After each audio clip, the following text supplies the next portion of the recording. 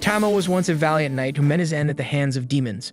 However, after his death, he was reincarnated into the body of an S-rank behemoth, a creature capable of destroying entire nations in seconds, but at least that's what his status screen claims. And in reality, he looks like an ordinary cat. Tama is grateful for this second chance at life, but feels conflicted about becoming a monster, especially since he spent his entire human life slaying them. While contemplating his new existence, an E-rank slime slowly inches toward him. Tama can tell the slime is planning to eat him, so he quickly opens his status screen to pick a skill for self-defense. Unlocking the ability to fire rocks from his mouth, he uses it to kill the slime with ease. Relieved but hungry, Tama realizes he hasn't eaten since his reincarnation and decides to try the slime. And to his surprise, it tastes delicious. And even better, eating monsters grants him their skills, and from the slime, he gains the ability to store items. Encouraged by his newfound power, Tama decides to explore the dungeon further to see what other monsters or meals await him. And being an S-rank, none of the dungeon's inhabitants pose a real threat, and he effortlessly slays minotaurs, golems, and snakes, devouring them and absorbing their skills. So life as a cat monster isn't so bad after all, and Tama begins to enjoy his new existence. Meanwhile, at the dungeon's entrance, a well-endowed elf girl arrives, ready to begin her adventuring day. Back with Tama, his exploration leads him to a treasure chest, sitting in the middle of a room. Thrilled, he rushes to open it, excited to see a treasure in real life for the first time. And inside, he finds a massive gem, but before he can celebrate, he realizes the chest was a trap. And instead of being a mimic, the trap teleports him to a hidden boss room. So now Tama finds himself perched on the back of an earth dragon. And unlike the other monsters he's faced so far, this one is also S-ranked, meaning he won't be able to one-shot it like the rest. The earth dragon then mocks Tama for daring to intrude upon her lair, vowing to end his life. But Tama, literally only an hour old in this new life, refuses to die so easily. So he retaliates with his rock attack, but it's hilariously ineffective against an earth dragon. And the rocks bounce harmlessly off her tough scales, ricocheting into the ceiling and creating a small hole. The dragon counters by slashing at him, and Tama uses his iron body skill to defend himself. But while the skill keeps him alive, the slash still leaves him with severe injuries. The dragon, impressed by his survival, declares him tenacious but still no match for her, so she lunges forward to finish him off. But in a last-ditch effort, Tama activates a newly unlocked flight skill and slashes out her eye with his tail before escaping through the hole in the ceiling. Gravely wounded and losing blood rapidly, Tama desperately tries to make it out of the dungeon to find a safe place to recover, but he's mere steps away from the exit when he collapses from blood loss. As he lies helpless on the ground, he hears something approaching from around the corner. Unable to move, he assumes whatever it is will easily finish him off. But instead of a threat, it's the well-endowed elf girl from earlier. Spotting Tama's near-lifeless body, she rushes over to help him. Tama wakes up hours later, finding himself lying in a soft bed with his wounds bandaged. So he confusedly wonders where he is until the elf girl walks in carrying a bowl of milk. Remembering her face from before he passed out, Tama marvels at her beauty and silently admires those massive, well-done melons. The elf girl is relieved to see Tama awake, commenting on how severe his wounds were. She can't fathom how a tiny kitten like him could have ended up in the middle of such a dangerous dungeon. So Tama quickly realizes that she thinks he's just an ordinary cat rather than an S-rank behemoth. And since he can't talk, there's no way to correct her assumption. But even if he could, why would he want to? After all, this misunderstanding means he gets to sleep on her legendary cushion every day and night. Over the next few weeks, Arya continues to care for Tama until he is fully recovered from his injuries. One day, as Arya heads out for her usual dungeon run, Tama reflects on how grateful he is for everything she's done for him. She not only nursed him back to health, but also gave him food, a warm place to sleep, and unconditional kindness. Determined to repay her, Tama swears to protect her with his life, no matter what. So to ensure her safety, he decides to secretly follow her into the dungeon. He then sneaks aboard the boat before it departs and hides. When they arrive at the dungeon, Tama keeps a close eye on Arya, while staying hidden in the shadows. He worries about her potentially getting into some kind of ridiculous situation, like losing her clothes to a slime or something absurd like that. Determined to be ready for anything, he prepares himself to jump in at the first sign of danger. However, his concerns quickly ease as Arya encounters a group of goblins. She activates her acceleration skill and dispatches them with incredible precision, cutting them down effortlessly. After the fight, she bends down to collect the goblin eaters for the reward. And after watching her in action, Tama is genuinely impressed. His experience as a knight allows him to recognize the level of skill and speed in her swordsmanship, and he can't help but admire her ability. As Arya finishes storing the goblin ears, she spots another goblin lurking behind a corner and readies her stance again. She's already met her quota for goblins today. But if this one insists on attacking, she'll deal with it. What she doesn't realize, however, is that this isn't a regular goblin. It's a goblin mage. And before she can react, the goblin launches a massive fireball at her. Completely unprepared for such an attack, Arya finds herself in serious danger. Tama can't stand by and let her get hurt, and he knows using any of his overpowered skills would reveal that he's a monster, something he's not ready to explain. And instead he acts quickly, pushing Arya out of harm's way and lunging at the goblin mage. And with a slash of his regular kitty paws, Tama causes the goblin to stumble backward and tumble down the dungeon stairs to its demise. Arya, stunned by the turn of events, can't fathom how or why Tama is in the dungeon, but her gratitude for his intervention is clear. On the boat ride back to town, she lets him curl up on her ample chest, rewarding him with belly rubs, and that shit makes him hooked on it. After returning to town, Arya heads straight to the Adventurers Guild to submit the goblin ears she collected. On her way to the reception desk, she's stopped by Lord Casman, a man she's met before and has been actively trying to avoid. Casman, as usual, tries to convince Arya to join his party, but she politely declines, already well aware of his reputation as a scumbag, but Casman refuses to take no for an answer. As if to prove this sleaziness, he reaches out, aiming for a double dirty cheek grab. But before Casman can make contact, Tama leaps into action, biting his hand and latching on tightly. Casman screams in pain, flailing wildly, but Tama doesn't let go. When Casman finally shakes Tama off, the cat lands on his face, clawing him up before jumping back to Arya's chest. Casman, now enraged and humiliated, reaches for his sword, intent on attacking Tama. But before he can swing, the guildmaster Arnold Schwarzenegger, known as Anna, grabs Casman's sword mid-draw and warns him that the guild has strict rules against drawing weapons for petty reasons like fighting a cat. So she warns him that there will be serious consequences if he proceeds. Realizing he's no match for Arnold's authority, Casman reluctantly backs down and storms out of the guild. Arya then thanks Arnold for stepping in, but he says it's nothing and praises Tama for defending her so fiercely. Arya then heads to the reception desk, where Arnold documents the goblin ears, officially completing her quest. Afterwards, Arya sits at a table to relax and spend time with Tama, and things seem wholesome as she tickles his stomach, but the mood and the looks in her eyes take a turn when her fingers drift a little too low, grazing his more private areas. And the pervert elf looks way too damn excited about that shit. Later, Arya gets ready to take a bath and insists on bringing Tama along. Still clinging to his honor as a former knight, Tama refuses to enter a women's bath. But Arya has other plans, and despite his protests, Tama ends up in the bath with her. While they soak, Arya begins to talk about her dreams. She tells Tama about how her village was nearly destroyed by demons years ago, with the legendary sword saying Alicia appeared and saved everyone. And since then, Arya has dedicated herself to becoming as strong and heroic as Alicia. The next day, Arya heads to the guild with Tama, and as they walk through town, Tama notices how well-liked Arya is by everyone. The townsfolk greet her warmly, showing how much they admire her. When they arrive at the guild, Arya cheerfully greets Arnold at the reception desk. However, Arnold's face turns serious as he warns her that today isn't a good day to be here and advises her to leave quickly. Unfortunately, before Arya can take his advice, Casman struts into the guild with an air of smugness. He loudly announces that after being injured by her cat, he reported the incident to the Baron. And as a result, he was issued a special order declaring that Arya's pet cat must be put down.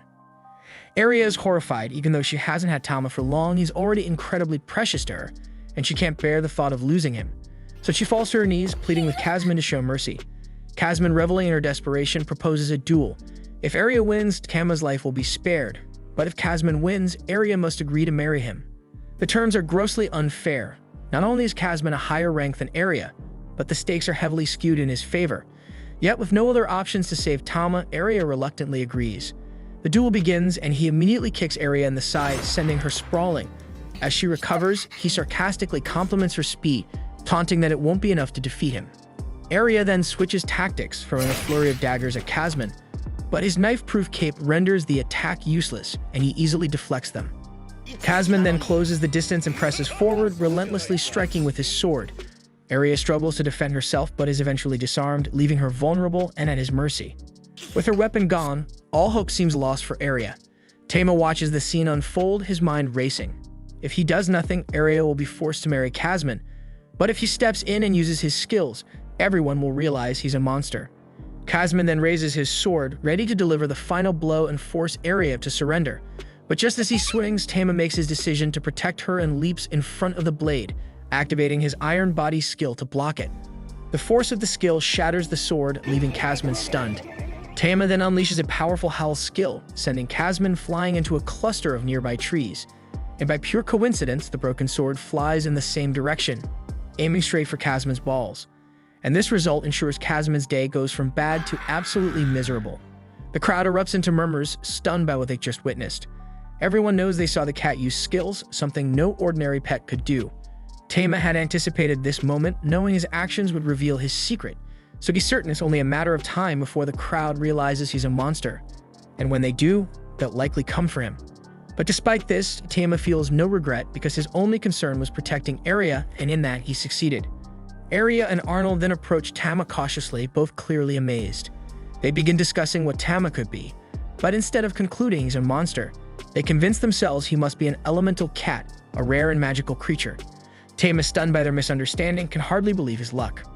Arnold then declares Arya the winner of the duel, and with the matter settled, everything returns to normal, or as normal as life can be for an overpowered cat with the most legendary and comfortable cushion in the world. The next morning, Arya tries to cuddle Tama out of bed, but the playful kitten decides to nibble on her ear in a way that leaves her flustered and blushing uncontrollably. As a former honorable knight, Tama quickly decides to stop before things get even more awkward, so he jumps off the bed to walk away. However, Arya continues calling after him, her tone filled with longing, making the situation even stranger for Tama. Later, Arya takes Tama to the blacksmith's shop to visit her friend Vulcan. The moment they arrive, Vulcan's attention is immediately drawn to Tama, unable to take her eyes off the adorable kitten. Arya talks about Tama, sharing stories as Vulcan eagerly asks to hold him. Tama looks thrilled as Vulcan lifts him up, admiring his cuteness. However, Arya quickly shifts focus to the reason for their visit. She needs Vulcan to make armor for Tama. Vulcan is delighted at the idea, excited to work on something so unique and charming. So she begins taking Tama's measurements right away, promising Arya she'll create the perfect armor for him. As Vulcan gets to work, Arya bends down to whisper to Tama, asking if he's ready for an adventure. Tama eagerly agrees without hesitation, his tail flicking with anticipation. While Arya and Tama make their plans, Vulcan is laser-focused on crafting the armor, treating the task like it's her life's mission.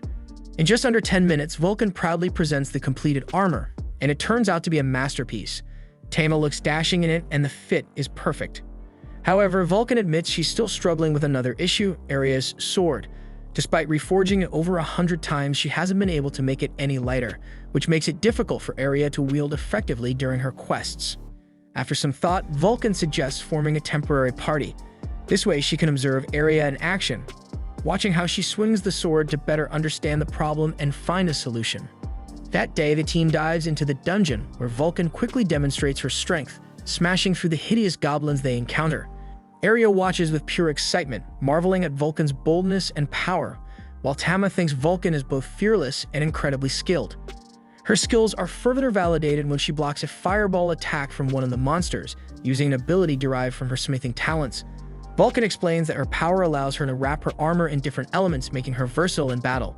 Then, with the path cleared, Vulcan steps aside, encouraging Arya to take over with her sword. Their next challenge turns out to be an ugly, oversized orc. The creature's grotesque appearance is both disgusting and intimidating, but Arya attacks anyway. Using her acceleration skill, she tries to land a strike, but the orc skillfully blocks her advances. Tama then steps in, soaring through the air and activating his iron body technique to shield Arya from an incoming blow, distracting the orc just long enough. Seizing the moment, Arya strikes and eliminates the beast in a single and decisive attack. Vulcan observes Arya's movements closely and notices her longsword hinders her flow in battle, making her strikes less effective. Arya, unsatisfied with her performance, turns to Vulcan and asks for an even tougher challenge, determined to push her limits and grow stronger. Impressed by her resolve, Vulcan encourages her to advance to the next floor, promising even greater challenges ahead. Descending further, the team encounters a swarm of slimy, perverted roppers instead of massive beasts. Tama instantly grows anxious, fearing these slimy creatures will grab his mistress from all angles with their tendrils.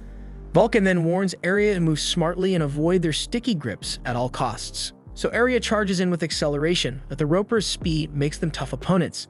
Her strikes fail to connect with their bodies, and one of the ropers shatters her heavy sword, leaving her defenseless. But just as she's about to be ensnared, Vulcan hurls a knife toward her.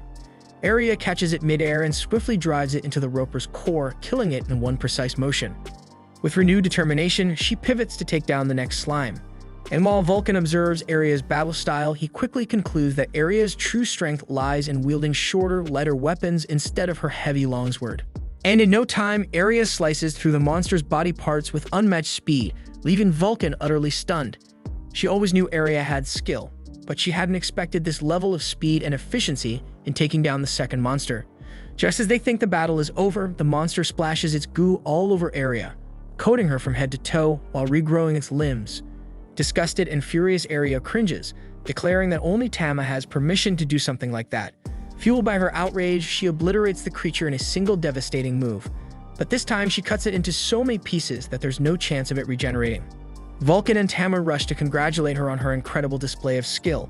But while Vulcan moves closer to offer praise, Tama, being the cheeky little kitten he is, stops halfway to steal a bit of juice from the dead monster to absorb its skill for his own use. Meanwhile, Aria is still fuming, vents her anger on the remains of the roper that had dared to splash its nasty goo on her. She relentlessly pierces his already mangled body, muttering revengeful thoughts, while Tama watches in bewildered silence, wondering if she's gone a little overboard. After the massacre, Aria opens up to Vulcan, sharing the story of her motivation for wielding longswords. She recalls meeting the Sword Saint during her childhood, a figure who became her idol and inspired her to pick up the weapon. Despite the longsword being ill-suited to her natural fighting style, Aria dedicated years to mastering it in an effort to emulate her hero. However, with her recent realization that daggers complement her skills far better, she has decided to embrace this newfound strength. Tama listens attentively and offers his support, reassuring her that this change will only make her stronger.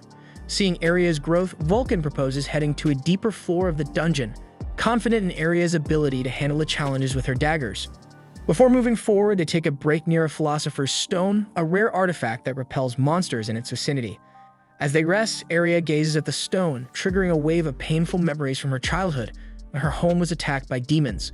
Lost in thought, she barely notices Vulcan's concerned look, but when Vulcan gently asks if something is wrong, Aria brushes it off, quickly changing the subject and steering the conversation elsewhere.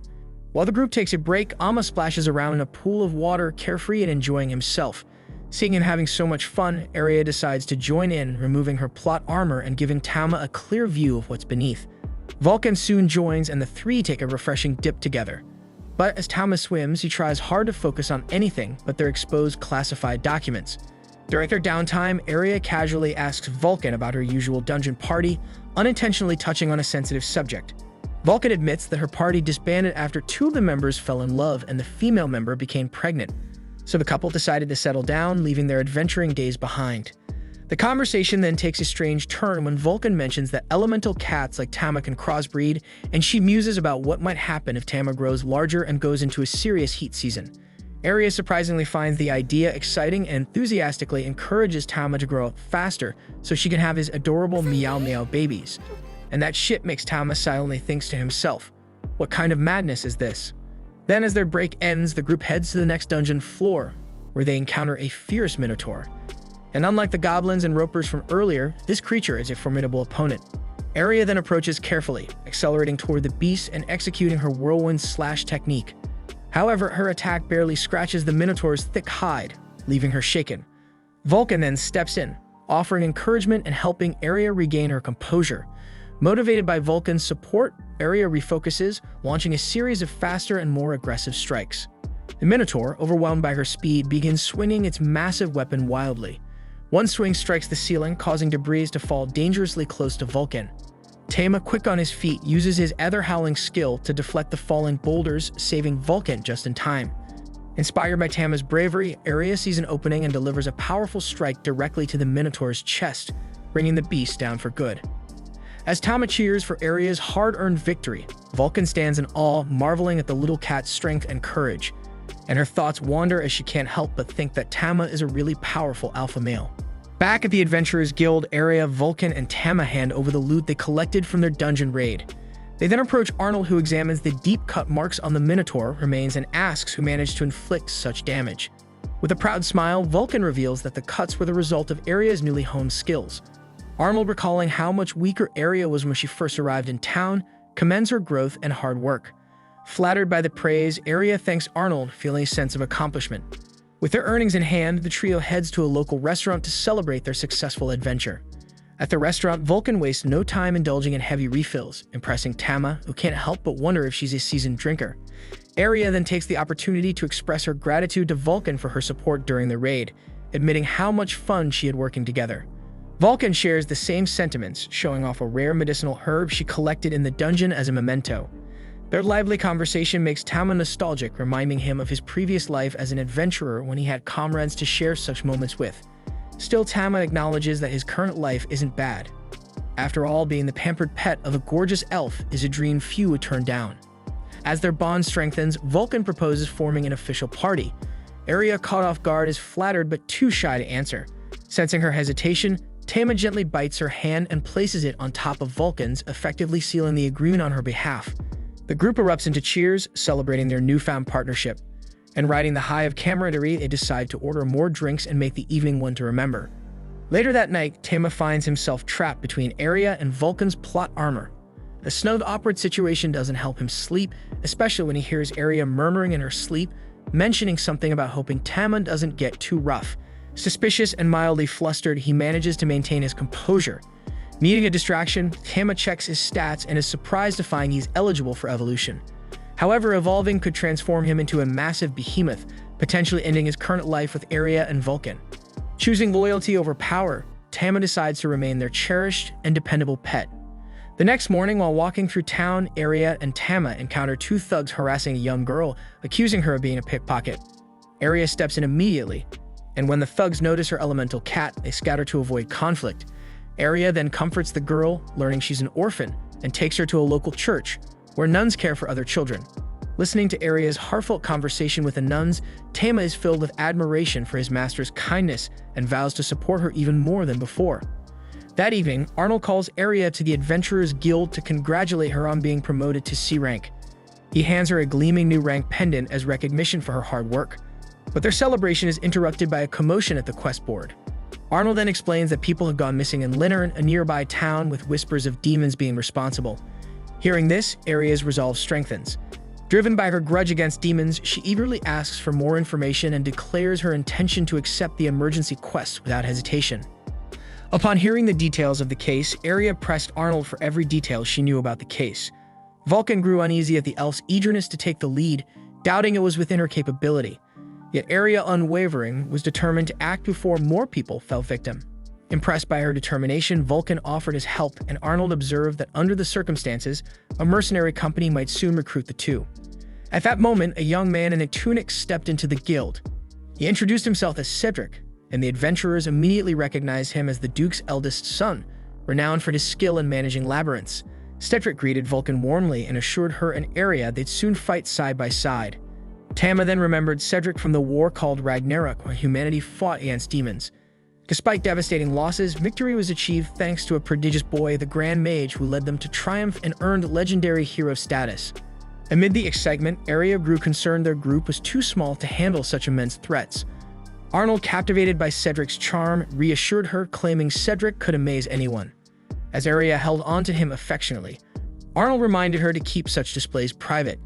Aria curiously asked if they were a couple, and Vulcan confirmed it, leaving Tama baffled. Remaining quiet until they returned home, Tama noticed his master's unease. Understandably so, given the looming dangers of their journey alongside the hero. The cat Tama licked the elf's face as if to comfort her, and she kissed him back. Startled by the exchange, Tama refocused as the group prepared to depart. On their journey, they encountered new allies: the silver-haired Danny, the humanoid monster Howard, the fiery red-headed Keeney, and Marietta. Aria introduced Tama, who quickly won everyone over with his irresistible cuteness. Marietta even took turns carrying him. However, their peaceful ride came to an abrupt halt when a band of orcs blocked the road. Cedric instructed Danny to handle the threat, and the swordsman effortlessly defeated the orcs without any visible effort. Vulcan gets intrigued and asked about Danny's abilities, and Kenny confirms he hasn't used any skills. Aria began to grasp the incredible strength of the Ragnarok heroes, while Tama marveled at Danny's sheer raw power, eagerly anticipating the chance to fight alongside him. When night blanketed the sky, they reached Leonard Village, where grateful townsfolk welcomed Cedric and his group. One villager revealed that many locals had mysteriously disappeared, with a search party lost in the ruins and another girl abducted the previous night. The revelation brought painful memories of Aria's homeland's invasion flooding back. The village leader then shared that Cedric's knights were their final hope. Seeing the warriors weary from their journey, the villagers swiftly prepared a hearty meal to replenish them.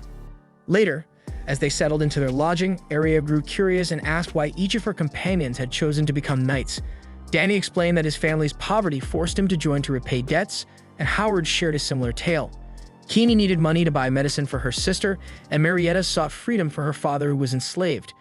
Hearing these heartfelt stories, Tama noticed the sadness behind their motivations, and even Aria regretted raising the question. Yet the knights held no shame in their choices because they had paid their dues and were now carving their own paths. Cedric, on the other hand, revealed a starkly different reason. He had no interest in love or familial obligations. As the Duke's son, he joined the Order because he lacked a greater purpose and discovered joy in slaying monsters. His bluntness didn't sit well with everyone, but no one challenged his perspective. After dinner, it was time to bathe. While the girls relaxed, the boys, overcome by youthful mischief, tried sneaking a peek. Tama, ever alert, caught them in the act and, with a thunderous shout, sent Danny and Howard scurrying back to their quarters. Cedric watched their hasty retreat with mild amusement, wondering about their excitement for the journey, though he couldn't fully relate to it. With the group refreshed, they ventured deeper into the ominous Leonard labyrinth, unaware that a sinister creature was stalking their every move. To this lurking predator, the adventurers were nothing more than prey.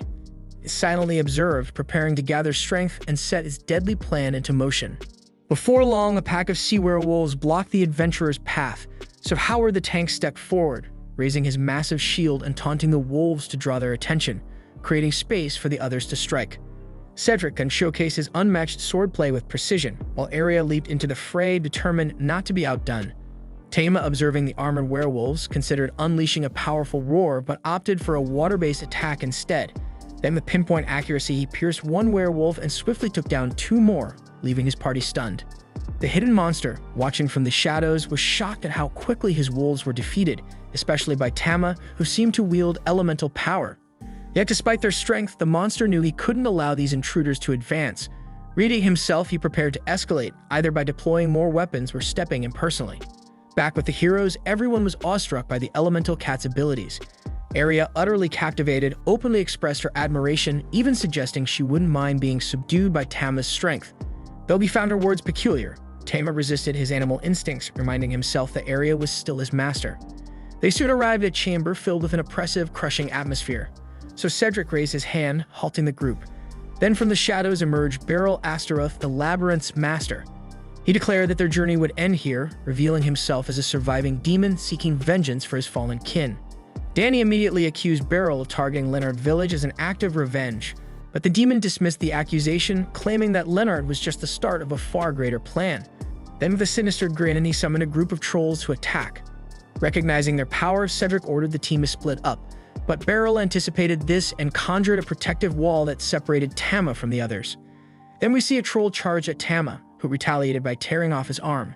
However, to his dismay, the limb regenerated almost instantly. Meanwhile, Cedric's team gets surrounded, and the group knows their only chance is to rely on Cedric to lead their escape. So Cedric unsheathed his blade, which began to pulse with dark magic, and with a wicked laugh, he charged at two trolls, slicing them apart so thoroughly they couldn't regenerate, removing them from the battlefield entirely. Beryl's eyes widened as he recognized the forbidden magic Cedric wielded, an ability used only by the great mage during the Ragnarok War. Cedric then smirked with amusement because this was going to be so fun for him. Then we see Tama attempt a stone war attack, but the trolls barely flinch and their wounds heal instantly. Realizing the danger, Tama retreats, his mind racing as he considers whether to evolve into his stronger form. But evolving would mean severing his bond with Aria, a sacrifice he isn't willing to make. Resolute in his decision to remain her loyal companion, Tama unleashes Flame Roar instead, scorching the trolls so their wounds cannot heal. His bold tactic works, and the trolls collapse. Furious at the relentless assault, Beryl readies himself for the next threat. Vulcan charges in, swinging his massive hammer, but Beryl deftly dodges and parries Aria's follow-up knife strike with his dagger. Beryl smirks and mocks the hammer's sluggish swings, only to be caught off guard when Vulcan kicks up a cloud of dust, blinding him. Seizing the opportunity, Aria darts forward and drives her blade into Beryl's chest. At first, he dismisses the wound as trivial, but then light radiates from the elf's enchanted dagger, amplifying the damage and forcing him to his knees. Snarling in pain, Beryl strikes back with his dagger, delivering a vicious wound to Aria. Far more than a simple cut. The group rushes her aside, panic setting in as Tama fears the weapon might be poisoned. Then we see that Beryl is still alive and smirks darkly, while declaring that humanity will crumble when true power returns. Then with those ominous words, his body begins to petrify, turning to stone before crumbling into dust. Meanwhile, the poison spreads rapidly through Aria's arm. Cedric examines it and grimly identifies it as dragon venom, a deadly toxin. Howard presses the wound against his enchanted shield in an attempt to slow its progress, and the group rushes back to Leonard Village. The village doctor confirms their worst fears. Dragon poison is fatal within a day and a half, and no one has ever survived without the eye of an earth dragon. Desperate to save Aria, the team debates hunting the beast, but Cedric vehemently objects, arguing there isn't enough time. As Aria's pain intensifies, Tama, overwhelmed by guilt and desperation, flies out the window. Memories of Aria saving his life flood his mind, and he vows to return the favor, even if it costs him everything. He races to the ruins where he was reborn as an elemental cat, prepared to face the Earth Dragon, the same creature he fought once before and barely survived. The dragon, surprised to see Tama return, sneers and mocks him for fleeing their last encounter. But this time, Tama doesn't waver. He knows deep down that his current strength won't be enough. Faced with no other choice, Tama makes a life-altering decision. He chooses to evolve into a full behemoth, embracing his ultimate power to save Aria. Tama, now in his colossal form, rains down flames, roaring furiously at the dragon below. The monster, however, is too fast, and she lunges forward, unleashing her own torrent of fire and sinking her teeth into Tama's throat like a scorching wrench. Tama's pupils quiver in pain, but this was all part of his elaborate plan because he knew the dragon would drop her guard like a fool once he let her attack. As she bites down, Tama counters by whipping out his flame edge, driving it into her eye and popping it like a water balloon. The dragon finally falls in defeat, but Tama's mana runs dry, reducing him back to his little furball form. There's no time to dwell on his sad evolution because he has to deliver the dragon eye to his master. So he quickly stores the dragon eye in his inventory, unfurls his bat-like wings, and flies off to deliver it to Aria. Back at their house, Aria lies patched up, fighting to survive. Vulcan sits by her side, tears in his eyes as the party watches the heartbreaking scene in silence. Then suddenly, a loud thud outside startles everyone. Cedric and Danny rush out to find the Earth Dragon's corpse and the tiny exhausted Tama lying on the dragon bloody. Cedric shouts that there's no time for details, ordering everyone to grab the dragon eye and heal Aria immediately. As they hurry, Tama quietly prays for Aria, unaware that she is trapped in a deep nightmare. In her dream, Aria sees her village in flames, ravaged by destruction. At the age of 13, her home was attacked by demons, hunting for the Philosopher's Stone and mercilessly killing anyone in their path. Then we see young Aria in her terror, tried to run but stumbled upon the demons and was so frightened that she shook herself. Just when she thought all hope was lost, an elemental cat, much like Tama, appeared and saved her life. Aria then jolts awake, the memory of the past fresh in her mind. So she now understands why she has always loved cats. Her eyes then land on Tama, curled up beside her, and she feels a wave of gratitude. The next morning, everyone is overjoyed to see Aria looking better. Arnold, overcome with emotion, starts crying uncontrollably. While she's out of immediate danger, the toxin still lingers in her system, so Aria must spend the next few days recovering fully. Later that night, Tama ventures out into the forest in search of monsters to test his skills. Ever since his battle with the Earth Dragon, he's been grappling with how these evolutionary forms work. He's noticed that his colossal form has disappeared, but in its place he has gained new abilities from the dragon. Spotting a massive buffalo monster, Tama decides to practice his newly acquired Dragon Claw and Dragon Fang. Then, with swift and brutal efficiency, the monster is dispatched in seconds, leaving Tama surprised by how much stronger he has become. Suddenly, the sound of light footsteps catches Tama's attention. Out of the darkness steps a maiden, her tattered clothes and sleek features contrasting with her unsettling aura. What's strange is that she addresses Tama directly, calling him the Strong One as though she knows him. But what's creepier is how she snicks one of Tama's armor pieces, as if she's been hunting him down. The woman then demands to know why Tama is in his furball form, then breaks into a frenzied chase, shouting about his strong body and attempting to grab him. Tama terrifiedly screeches and sprints toward a tiny hole, narrowly avoiding her grasping hands. The woman's unhinged behavior completely freaks him out, but he manages to escape. He then returns to Aria, who is peacefully asleep, and curls into her arms for comfort, still shaken by the encounter. And as he drifts off, Tama can't shake the feeling that the crazy woman seems familiar. The next day, Aria dresses Tama in a cute linen outfit with frills, making him look utterly adorable. The two then head out for a picnic, and Aria sets up a spread of treats, handing Tama some berries to munch on. As they relax, Aria brings up the Earth Dragon, recalling how they had found Tama battered and bruised near its corpse. Arya then shares more about her past, asking Tama if he remembers her earlier stories. She recounts the demon attack on her village of Lumineers when an elemental cat had saved her life. And then the village was ultimately rescued by the Sword Saint, who defeated the demons single-handedly. That day, Arya had vowed to become a strong warrior, leaving her mother and family behind with a promise to return stronger. However, Arya's voice trembles as she admits she feels like she's always being saved, whether by Vulcan, Sevrik's party, or Tama himself. Tears then form in her eyes as she confesses that despite her vow to protect her comrades and her people, it feels like she's the one constantly needing protection. Tama then quickly jumps to his feet, comforting Arya as she wipes her tears. She understands what he's trying to tell her, that she shouldn't feel down because after all, she defeated Beryl herself and deserves some credit. Later, Arya and Tama visit Vulcan, who reveals that the armor Arya ordered is ready. Arya had earned a fortune as a reward for defeating Beryl and sold the loot from the trolls Tama defeated to get some extra cash.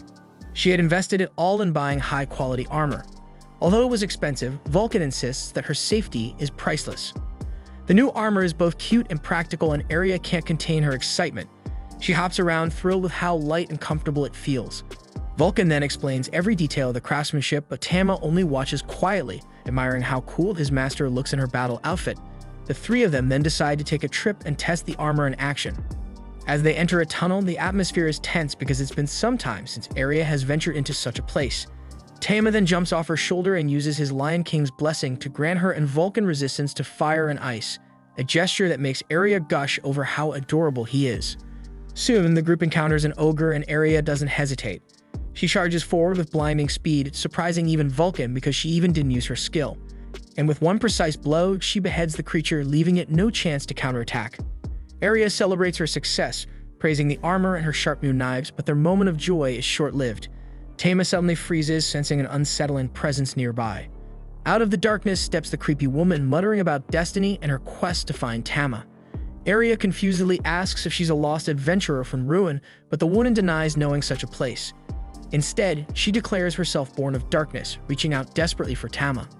Vulcan speculates that she might have amnesia, but her ranting grows more bizarre. She begins spouting secrets that are better left unsaid, then shocks everyone by demanding that Tama impregnate her. Arya remains calm and waves her off, firmly stating that Tama is just a little kitten, as Tama gets horrified and hides in Arya's arms for safety. Seeing that, the woman gets enraged further and accuses Arya of taming Tama and stealing him away. But despite the bizarre interaction, Arya remains compassionate and invites the woman to join their group, believing it's safer than leaving her alone where she might end up as a slave or worse. Arya reassures Tama that he will be protected, and the woman reluctantly agrees, seeing this as her best chance to stay close to Tama. On their way back, they decide to give the wild woman a name. The girl doesn't care much, but Arya points to a star and suggests calling her Stella, saying it means beautiful in her homeland. Seeing even Tama likes the name, the woman agrees to be named Stella. Once home, they begin the hard task of washing Stella. She asks impatiently how long it will take, but Arya is determined to scrub her clean. When it's done, Stella feels amazing and hops up, marveling at the piece of stone used to clean her. Vulcan corrects her, explaining it's soap. Getting carried away, she cannonballs into the pool and splashes around like an excited child. Arya then calls Tama over to wash his little feet, and Stella, seeing this, gets jealous. She yells that it's not fair and demands to wash Tama herself, but Arya calmly turns her down, saying only she as his owner has that privilege. Later that night, Tama wakes up to Stella telepathically calling him. He sees her creepily staring at him. To his shock, they're communicating through their minds. Stella reminds him of how he slaughtered her, confusing Tama until she mentions the labyrinth. That's when he realizes she is the reincarnated Earth Dragon. Stella then explains she was born in darkness with S-rank abilities, invincible to other creatures until Tama defeated her by popping her eye to death. She was then reborn and reincarnated, much like Tama, but this time as a tattered and fragile maiden. As she lay dying in her past life, she swore a vow to find Tama in her next life, and she wasted no time fulfilling that promise. Tama stands hunched and nervous, listening to her story, and asks if she's back for revenge, but she reveals her intentions are far worse. She then calmly declares that she is completely submitted to him and has no interest in battle, and instead she confesses that all she wants is his cat juice to multiply, leaving Tama utterly horrified. She passionately admits that he is the only strong male she has ever encountered, and she has fallen hopelessly in love. And without warning, Stella lunges at Tama, her intentions crystal clear. But just in time, Arya intervenes, pulling Tama to safety and leaving Stella quivering in a corner in shame. Arya then scolds Stella, firmly warning her to stay away from Tama before calmly heading back to bed. However, as Tama tries to settle down, he can still hear Stella's ominous muttering in the darkness, promising that she'll find a way to reach him eventually. The following morning, Arya treated Stella to breakfast. Experiencing real food for the first time, Stella momentarily lost her mind in sheer delight before quickly regaining her composure and diving into another internal conversation with Tama. After breakfast, Arya took her on a walk through town, hoping the sights would jog the memories Stella claimed to have lost. However, the only thing Stella could recall was the image of Tama leaping into her golden gloves, which she insisted was the only mystery she wanted to solve. This made Tama realize that in Stella's eyes, Arya was the stronger of the two. Arya then proposed that Stella become an adventurer as a way to find purpose. To help her prepare, she brought Stella to Vulcan's shop to address her plot cannons. Both Arya and Vulcan were slightly skeptical of Stella's choice to dress in an outfit that resembled something out of an On Lifen's catalog, but Stella adored how the snug fit kept her melons cozy and secure. Arya then turned her attention to finding a suitable weapon for Stella. Stella, however, dismissed the concern by showing off her half-dragon abilities, which revealed she still retained a significant amount of her strength from her past life. The group tested a variety of weapons until Stella settled on a massive shield designed for giants. Tama then curiously asked why she hadn't chosen a sword, so Stella explained that losing to him had taught her the importance of defense. Satisfied, she paired the shield with a sword for balance, and the group headed into the dungeon to test for new equipment, with Arya assigning Tama to watch over her during the fight. But before Vulcan could devise a proper strategy, Stella charged ahead and stumbled upon 3 goblins casually enjoying a meal. The startled goblins then lashed out immediately, so Arya and Vulcan yelled for Stella to fall back and regroup with Tama, but Stella ignored them. She threw down her shield and sword, unleashing her dragon claws to shred 2 of the goblins in a heartbeat. The 3rd goblin launched a desperate counterattack from behind, but Stella grabbed her sword mid-swing and banished the creature to hell with a single strike. Arya and Vulcan stood frozen in disbelief, utterly paralyzed by what they had just witnessed. Meanwhile, Tama observed that Stella had been reborn with the same abilities she possessed in her previous existence. With no goblins left to challenge her, Stella grew increasingly annoyed and declared her hunger for stronger foes. The group then decided to venture deeper into the dungeon, eventually encountering 2 orcs. Stella wasted no time slamming the first orc against the wall with a thunderous force. The second orc hesitated, clearly regretting its decision to attack, but it was too late because Stella made quick work of it, leaving the corridor drenched in the entrails of her foes. Emboldened, the group decided to press even deeper into the dungeon, and eventually they arrived at a section infested with bacteria blobs. But before Arya could warn her, Stella charged headfirst into battle. However, her confidence quickly wavered when the blob's tentacles wrapped around her, sending a shiver down her spine. Tama, quick to demonstrate the consequences of underestimating these enemies, pointed out what could happen to her milkers if she got caught. This provoked Stella into launching a reckless attack, but the blobs countered by seizing her sword and drenching her in sticky love juices. The unexpected assault caused Stella to lose control, and Arya and Vulcan rushed in to save her. Tama, however, sensed that Stella's erratic behavior was tied to her dragon instincts. Using a tentacle skill of his own, Tama restrained the girls and the blobs, then unleashed a powerful water blast that wiped the blobs out, ending the reign of terror brought on by the cultured creatures. After regaining her composure, Stella felt humiliated by her moment of weakness. Tama offered her gentle reassurance, promising to shield her from harm in the future. This heartfelt vow caused Stella's dragon instincts to flare up again, as her body responded with an overabundance of dragon slime. Resolving to learn from her mistakes, Stella agreed to accept Vulcan's guidance, vowing to grow stronger and become a true asset to the team. This conversation triggered memories of the adventurers she had defeated in her past life, and she recalled how formidable they had been when working together. The thought of achieving that same level of strength now filled her with excitement and determination. Just then, Arya fell victim to her own intrusive thoughts. Turning to Tama, she fervently begged him to use his tentacle skill on her plot cannons. Tama was completely stunned, unable to comprehend the sheer absurdity of the request. But before he could even process what was happening, Arya began shedding her armor with reckless abandon. But fortunately, Vulcan intervened just in time, managing to subdue Arya before the situation spiraled even further out of control. Moments later, they resumed their trek into the dungeon, hunting for their next unlucky prey. After some deliberation, the group paused to strategize about Stella's role in their coordinated maneuvers. Given her brute strength and resilience, it was decided she would serve as the team's vanguard, acting as both a shield and an enforcer. Not long after, they encountered a cluster of orcs, so Stella immediately stepped forward, brandishing her shield to provoke the creatures into attacking. One orc, driven by reckless aggression, lunged at her, but she swiftly countered with a single decisive strike that severed its arm.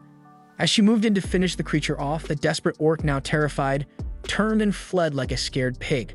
But Stella wasn't about to let it escape, and without hesitation, she pursued it with relentless determination. Meanwhile, Tama activated his enchanted enhancement ability to bolster Area and Vulcan's sorcery, inadvertently intensifying Area's already brewing obsession with his eggplant. Together, they tore through every remaining creature in their path before stumbling upon a serene dungeon bath. Without a second thought, the group decided to unwind. What followed was utter chaos for Tama, who wrestled with his inner demons while the girls brazenly flaunted their melons, pushing the boundaries of his composure. Things escalated when Area, with zero shame, settled Tama on her chest, claiming it was his rightful place to relax. Not to be outdone, Stella pressed her dragon melons against Area's, igniting a fierce competition over who truly deserved Tama's attention. Stella, now fully convinced that Area was inferior, declared that she could cherish Tama far better than her. Area, of course, refused to back down, and their heated dispute reached a boiling point. Vulcan, caught in the middle of the chaos, attempted to mediate. She suggested that Stella take on the role of Tama's junior wife, a compromise that only fanned the flames of their argument. As tensions rose, the sheer force of their clashing melons launched Tama straight into the ceiling, leaving him questioning every life choice that had led him to this moment. Later, the group returned to the guild to introduce Stella to Arnold. But before officially registering her as an adventurer, Arnold introduced them to a man named Reese, who had a unique request. He explained that he was preparing for an extended journey and needed a formidable team to safeguard a valuable possession. When Area inquired about the nature of the item, Reese insisted it wasn't something to discuss in public. He then led them to a secure storage facility, revealing that the mysterious item he needed protection for was none other than Stella's dragon carcass, which left her in shock. Reese then explains that these remains belong to a formidable creature that, at the very least, once defied its enemy. That's exactly what the merchant sees, prompting him to purchase the item without hesitation. While Stella stands transfixed by the skeleton, Tama reaches out telepathically to check on her. She confesses that it feels utterly strange because the moment her gaze fell upon it, a memory of her own death resurfaced, filling her with an overwhelming sorrow. In truth, this anguish is born from the deep emotions she harbors for the mighty Tama. At that very moment, Arnold makes his entrance, and just before Area departs, he hands her the Alpha promotion tag for rank B. Soon after, the group sets off on their escort mission, with Arnold and Vulcan bidding farewell to the travelers. As they continue their journey, the adventurers encounter several threats, yet nothing manages to slow the carriage's steady progress, thanks to the flawless performance of Area, Stella, and Tama. When the day draws to a close, the group establishes camp, and Reese presents Area with a bouquet of lilies of the valley. Intrigued, Stella asks if these flowers are special, and Reese explains that his fiancée Eliza cherished them, and he used to gather them for her. Hearing that the man has a fiancée, Tama suddenly understands why he shows little interest in her master. Area then inquires about his intentions for the Earth Dragon skeleton, and he admits it's a fine question. A weapons merchant had already begun stockpiling rare materials, convinced that a great war was looming. This remark triggers Tama's memory of when the demon they battled mentioned the resurrection of a powerful creature. Finally, Reese remarks that they should reach Gladstone by tomorrow, suggesting that a rest is in order. With that, the group settles down to sleep. Yet, in the early hours of the morning, an unusual phenomenon begins to spread across the area. Tama rushes out of his tent, striving to understand what is unfolding, as everything around them seems affected except it appears for their own camp. Area then wakes up in the midst of all this chaos, while Reese calmly reassures everyone that the cargo is safe, explaining that what they're witnessing is simply the formation of a new labyrinth. Though few are aware, it is entirely possible for a dungeon to spontaneously pop up out of nowhere. The group then pushes forward, making their way through the thick fog that rolled in during the dungeon's creation, and Reese assumes they've navigated it safely. Area breathes a sigh of relief, though she admits she'd love to come back and explore further, while Tama ponders how newly formed labyrinths always offer rare materials freshly available for the taking. After distancing themselves from the fog, Reese turns to the adventurers and asks if they're interested in entering the labyrinth, noting that opportunities to explore a newly minted dungeon like this are as rare as hen's teeth. Naturally, it'd be even sweeter if they agreed to sell any valuable loot they found to him. The group's excitement builds over the challenge, but the merchant warns them to stay on their toes. After all, this place didn't exist just hours ago, so no one can say for sure what horrors lurk within, so every precaution is a must. Bearing that in mind, as they near the fog, Tama activates the Divine Lion's protection to shield his team. With that enhancement, Stella feels absolutely free to charge headlong into any danger, immediately sprinting forward despite Area's frantic calls to slow down.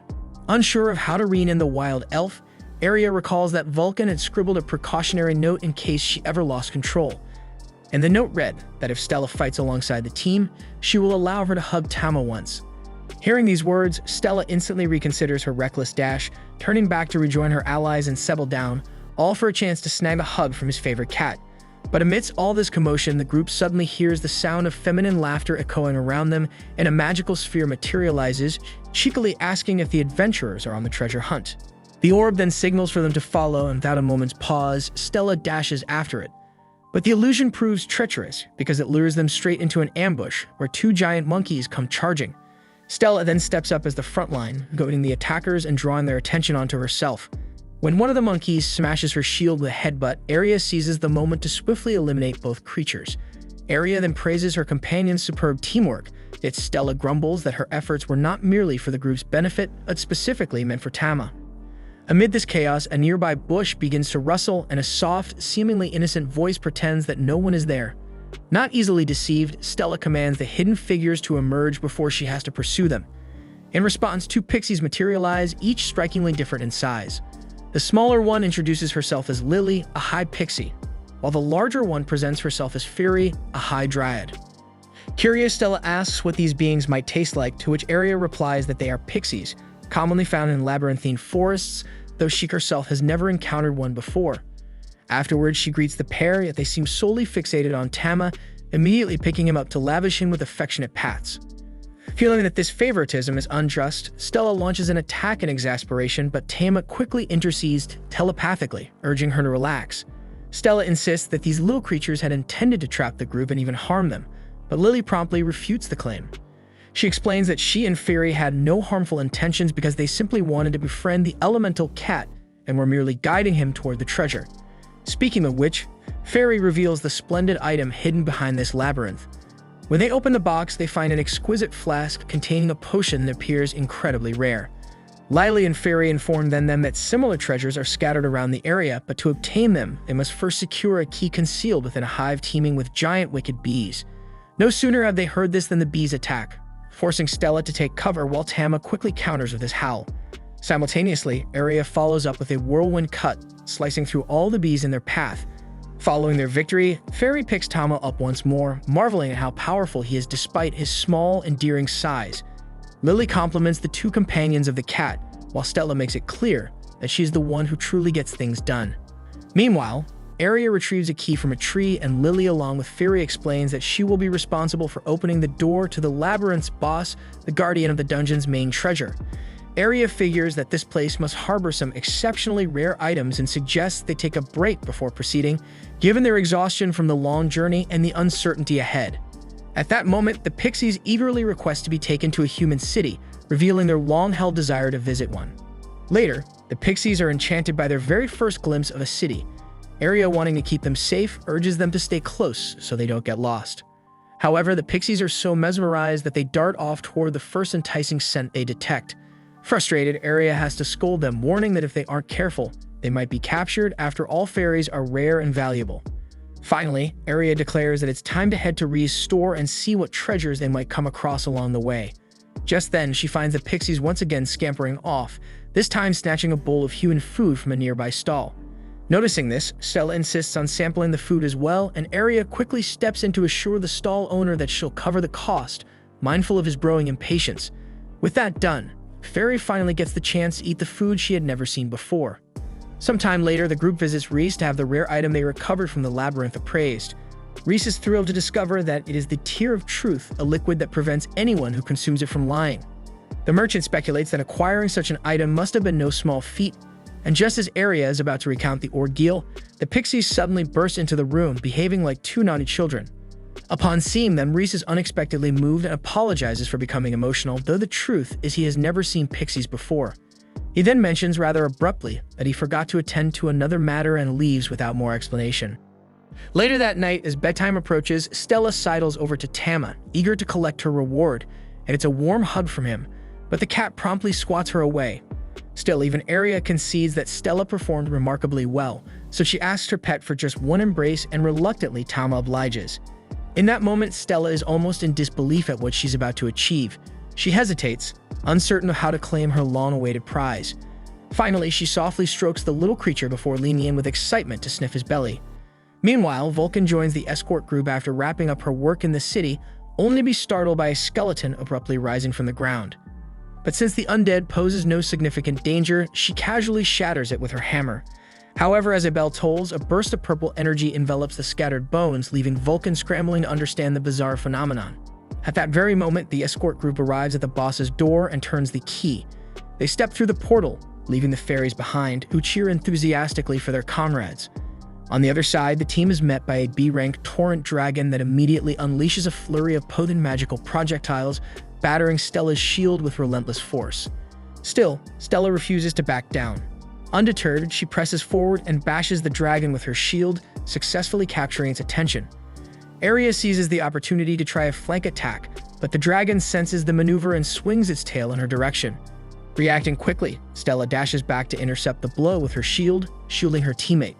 Resolute in her determination to keep the beast occupied, she reassures her teammates that she's got this, urging them to join the fray and end the battle swiftly, all while hurling taunts at the dragon as she fights. Tama is blown away by what Stella has managed to pull off with the group in such a short time. Once again, the tank remarks that she's the kind of person who simply gets things done. As the torrent dragon lunges at her with its claw, Stella grabs its entire limb, carving out a crucial gap in its defense, a gap that Tama immediately recognizes as his chance to strike. Without wasting a second, he unleashes his flame howling and wraps the enemy in his tentacles. At that very moment, Aria charges forward at full speed, delivering a rapid slash to its throat that inflicts a fatal wound, ending the battle and sealing their hard-earned victory. Tama exults in their success, celebrating the defeat of their first boss and lauding his master, while Stella proudly boasts that they couldn't have triumphed without her intervention. Shortly afterward, the group stumbles upon a treasure chest containing 2 scrolls. Once activated, these scrolls emit a burst of potent energy into Aria's body, bestowing upon her an ancient ability known as Sacred Blade.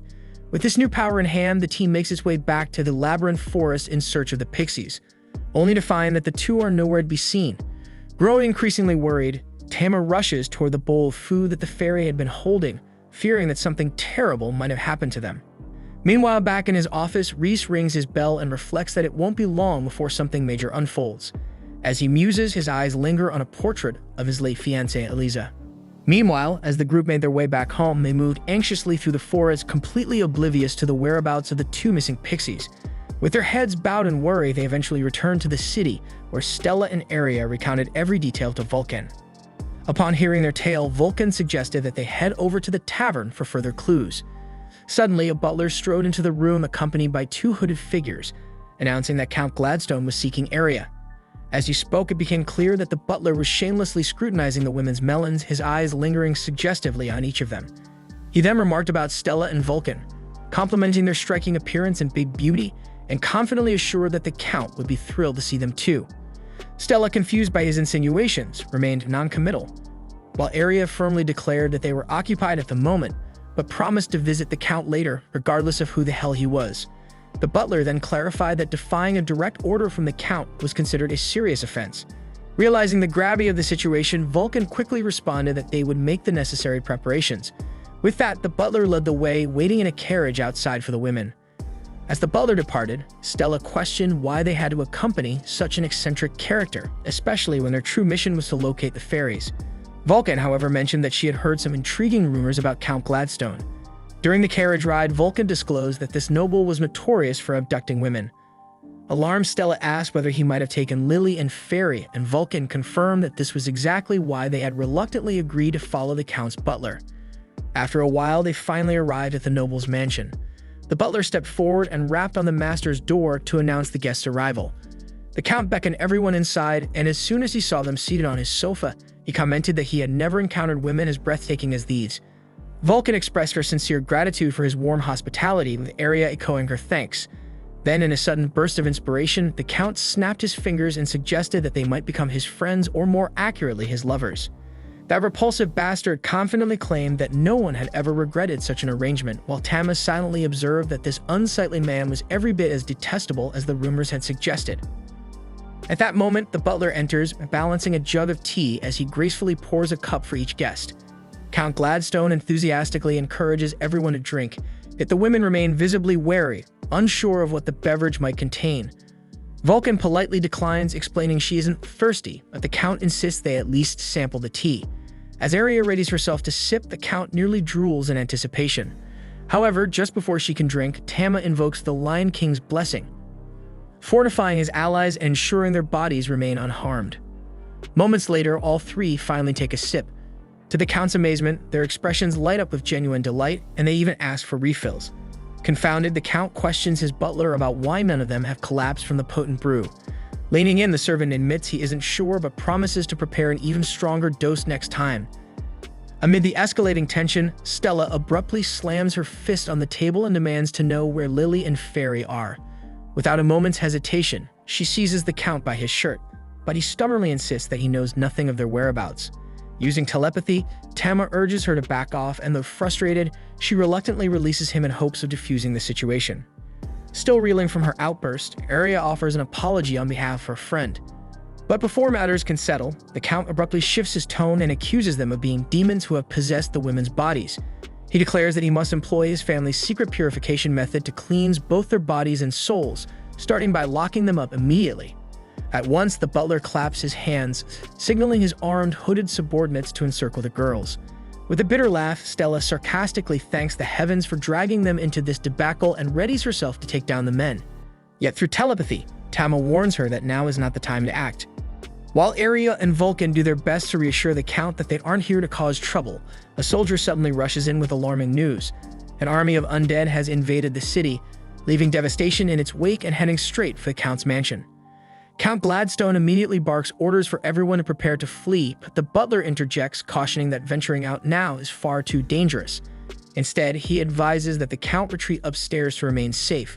Embracing this plan, the Count quickly orders his servants to protect him at all costs before dashing up the staircase. The butler then inquires about what should be done with those women, but the fat noble couldn't give a damn, and with that his lackeys follow him. Left alone, Aria admits her deep concern for the city's inhabitants and expresses a desire to take action against the invasion.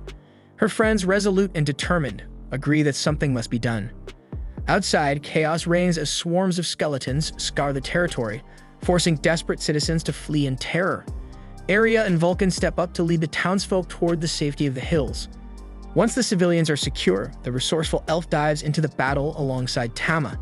Not content with staying back, Stella charges in with her shield, smashing several skeletons, though she finds their fragile nature almost laughable. Nearby, a skeleton makes a move on a defenseless child, but Vulcan springs into action. She crushes the creature and quickly scoops the frightened girl onto her back, ensuring she escapes unharmed. After regrouping with her allies, Vulcan grimly asserts that taking down the entire horde head-on is futile. Instead, their best chance lies in finding the mastermind controlling these undead. In agreement, Aria suggests they split up. Vulcan will continue shepherding the townspeople to safety and watch over the child, while Aria, Stella, and Tama set off to track down and neutralize the caster responsible for summoning the skeletons. Meanwhile, atop the rooftop, the Count huddled for safety alongside his butler and a loyal soldier. The protagonists, then alerted by the resonant toll of a bell toward Race Mansion, arrive and confront him directly. Reese then declares that his vengeful quest stems from the fact that Count Gladstone was responsible for the death of his fiancée Eliza. Fueled by seething hatred, he conjures an even larger legion of skeletons. Tama quickly recognizes him as a necromancer. Reese then confesses that on his own he could barely raise 2 skeletons, but with the aid of the pixies Lily and Fairy, his power multiplies dramatically. In a dramatic flourish, he reveals the 2 hidden pixies beneath his robe. Provoked by this spectacle, Tama accuses Reese of using the bell to control the fairies and hints that the arrow clutched in his hand might be part of this sinister scheme. Sure enough, Reese employs the arrow to drain mana from Lily and Fairy, channeling their extraordinary power to summon a genuine army. He boasts that fairies possess unmatched mana reserves, and by harnessing their strength, he unleashed an explosion that reduced his entire home to rubble, making way for the skeletal remains of an earth dragon, a prize he has long coveted. With a mocking tone, he thanks the opposing group, claiming that none of this would have been possible without their interference. Then, in a chilling display, he positions himself at the center of the giant dragon skeleton's chest, as if becoming the very heart of the abomination. Overcome with fury at the desecration of her body, Stella charges headlong through the horde of skeletons, cutting through them with relentless force, only to be swatted aside by the massive paw of the earth dragon. In swift retaliation, Tama unleashes his Aether Howl, shattering the enemy's skeletal tail. Yet to their dismay, Every fractured bone miraculously reassembles with uncanny precision. Seizing the moment, Arya activates her new skill, the Holy Blade. The sacred strike finally lands, dealing holy damage to the dragon, but at a steep cost because the technique drains copious amounts of mana, jeopardizing her physical well-being. Noticing the peril, Tama laments that he cannot presently evolve into his behemoth form and warns Stella that Arya won't be able to employ Holy Blade again so soon. Realizing they must buy time to rescue Lily and Fairy, Stella charges forward with her shield to clear a path through the skeletal horde toward the dragon, while Tama soars through the air along the same route, determined to support her assault. Amid the city, as residents hurriedly erect barricades to fend off the assault, Vulcan arrives, determined not to let them suffer alone. The little girl then leaves Vulcan and goes toward her mother, while Vulcan drags her massive hammer along the ground, etching a line that instantly bursts into a wall of flames, halting the enemy's advance. Meanwhile, shifting the focus to Tama, he bellows his flame howl and strikes his target with precision. Yet in the melee, Stella finds herself pinned under one of the dragon's enormous paws. Summoning her immense strength, she pushes back using her shield as leverage, resolutely refusing to be defeated by what she deems a mere empty husk. Seizing the opportunity, Tama conjures his tentacles to snatch Lily and Fairy away, thereby clearing a path for Arya to deliver the finishing blow to Rhys. As the elven warrior prepares her skill, Stella employs her integral traction technique to fortify her legs, breaking free from the paw's grip, and with a swift, decisive swing of her sword, she severs the beast's left arm. Tama then adds his flame edge to the assault, slicing through the dragon, while Arya channels her holy blade to strike a final devastating blow to the creature's core. In an instant, the monstrous form dissipates into thin air, leaving Rhys crumpled on the ground, mourning deeply as he realizes that his thirst for vengeance has evaporated like dust in the wind. Stepping forward, Arya insists that the figure before them isn't the true Rhys, that Eliza would never have desired revenge. But despite this, the man obstinately refuses to forgive Count Gladstone and rings his bell once more, determined to rally his skeletal army for another assault. Yet this time, only a single skeleton emerges, slowly advancing toward him. As it reaches out and touches his hand, the creature transforms into the image of his late wife, enveloping them in the illusion of an expansive, tranquil field. Eliza's spectral visage smiles gently, remarking that her husband never thinks clearly when overwhelmed by grief. Overcome with remorse, Rhys begins to cry, pleading for her forgiveness and confessing that all was his fault. With a tender firmness, Eliza tells him that he must atone for his sins, even though the road ahead will be arduous, and then in a final act, she vanishes forever, taking the magical bell and the entire skeletal army, which had relied on that artifact for control. Back in the heart of the city, Vulcan watches in stunned silence as the undead dissolve into nothingness, while Count Gladstone trembles in terror as the remaining creatures vanish while scrambling across the rooftop. The following day, the entire public square was packed with citizens gathered to witness an execution. In a nearby tent, the Count's butler declared that this event was the perfect opportunity for the chief to display his authority. At that moment, Arya arrived carrying a jug of tea. She gracefully served a cup to Gladstone, who sipped the brew with a satisfied smile, clearly enchanted by its rich, expensive flavor. Tama couldn't help but remark that the tea was indeed far from ordinary. Soon after, the Count strode over to the guillotine where Rhys was already positioned, ready to receive the fatal blow. But before the execution could proceed, the Count turned to the assembled crowd and introduced the true heroines of the city, Arya, Stella, and Vulcan.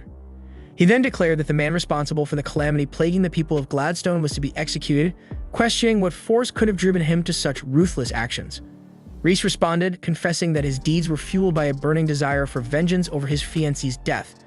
In a startling twist, Gladstone openly admitted that he himself had killed Eliza, insisting that disclosing this earlier would have ruined his carefully laid plans.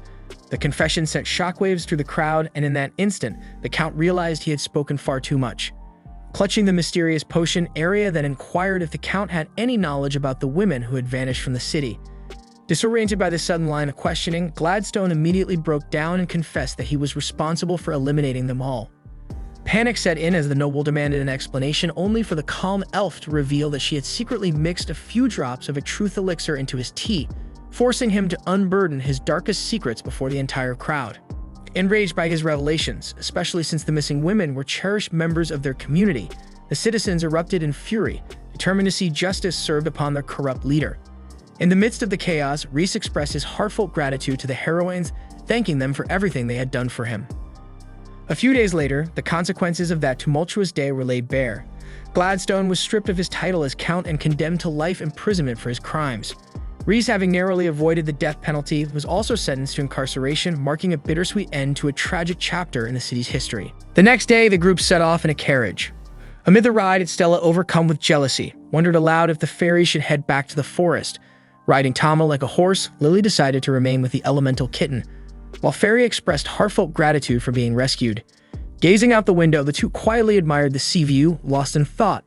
Vulcan, full of determination, was eager to reach Ruin, and Aria reminded her beloved pet that they were returning to the very place where their paths first crossed. At the guild, Arnold greeted their arrival with a warm, tight embrace, eager to hear every detail about their adventures in Gladstone. The entire guild buzzed with admiration for Aria's triumph over the undead dragon, which had earned her the well-deserved title of heroine. In celebration, Arnold presented her with a Silver Adventurer's tag, elevating her rank to A, while Stella was promoted to rank B. Then, amid all her excitement, Aria inquired about Vulcan's own promotion. Arnold explained that Vulcan had deliberately declined a higher rank, choosing instead to live life as a blacksmith. A lavish party soon ensued to welcome the heroes for coming home, where then Arnold proudly revealed a generous gift from Gladstone, and it's a 10-year supply of canned fruit. The girls were astonished by such an abundance, while Tama fretted about how they would store it all. Aria then suggested that Vulcan take charge of the barrels, since she had ample space, but Vulcan protested that her storage was already overflowing with equipment and materials. Noticing the potential, Arnold proposed that it might be time for the elf to move out and establish her own place, funded by the reward from their latest mission. Confident in her earning power, Arnold assured them that she could afford a fantastic home. Taking a thoughtful sip from her mug, Aria agreed it was time for her first major investment, a place where friends could live happily together. She then turned to Talma for his thoughts. Though he remained silent, the supportive glances from the cat and the others made it clear they all backed the idea. The following day, they visited Hand Over Fist real estate agency in the commercial district. When the agent asked about their ideal home, Stella declared she wanted a kitchen built for gourmet cooking, while Lily and Fairy insisted on abundant greenery, so a garden was non-negotiable. Aria, on the other hand, desired a spacious room, and Tama worried about overspending. The agent reassured them that he had just the property in mind, and then he led them to a secluded mansion on the outskirts, a stunning estate that met all their criteria. The group was thrilled, but then the agent revealed a unique twist that had kept the grand home unsold. Instead of a conventional privacy bathroom with a shower, the house boasted a generous outdoor bath. But to the agent's surprise, the women were delighted by the big bath, and Aria promptly sealed the deal. By late afternoon, the move was complete, and we see Lily and Fury gleefully test the plushness of their new beds by bouncing on them, while Stella is bragging about finally having some of her wild desires with Tama. And Tama recalled with a wry smile how Stella had effortlessly hauled the heaviest items, only to be rewarded by the honor of petting him. And without holding herself back, she treated the cat like a dog toy, while Aria silently observed their bizarre dynamic. The next day, Vulcan arrived with 2 buckets full of oval lobsters, a beloved local delicacy that made everyone's mouth water, especially Stella's. Stella then questioned their toughness, but Vulcan just laughed it off and reassured her that they were more than delicious. That evening, they feasted, and Stella devoured meat without restraint, clearly enjoying every bite. Later, the group's blacksmith was found sleeping curled up with Aria, with Tama squeezed in between as usual, while they dreamed strange dreams, filled with odd visions about the elemental cat's tongue. Tama, though craving comfort, knew he still had work to do. He leaped off the bed, determined to master a new skill. After the final clash earlier that day, a massive elemental blast had erupted, and more importantly, Tama unlocked his 3rd form, even though he had believed that the 2nd would be his last. Still, a lingering fear gnawed at him. What if he never reverted to his cat form? Lost in these troubled thoughts, his reverie was abruptly shattered when Stella, drawn in by his muffled voice, stepped onto the balcony. Tama urged her to go back to bed, but she sensed his unease and refused to leave. Pressed for answers, Tama reluctantly admitted that he had gained a form even stronger than his 2nd. This confession sent Stella into a wild frenzy. Desperate to witness the transformation firsthand, she chased him wildly, even demanding, in a mix of passion and exasperation, that he mate with her in this stronger form.